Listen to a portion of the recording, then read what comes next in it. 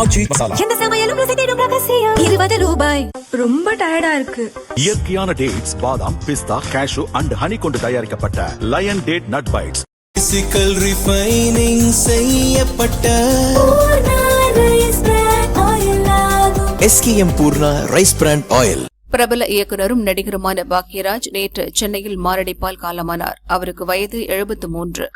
அவரது உடலுக்கு முதல்வர் விஜய், திமுக தலைவர் ஸ்டாலின், ரஜினி, கமல், சீமான், சரத்குமார், பார்த்திபன் உள்ளிட்ட தலைவர்கள் திரையுலகினர் அஞ்சலி செலுத்தினர்.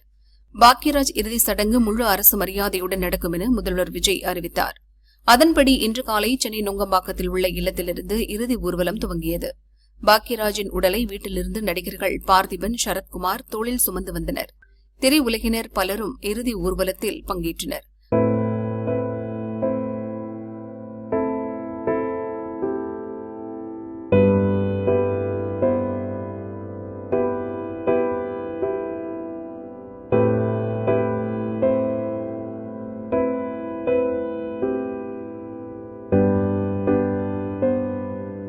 வழியெங்கும் பாக்யராஜ் உடலுக்கு மக்கள் அஞ்சலி செலுத்தினர்.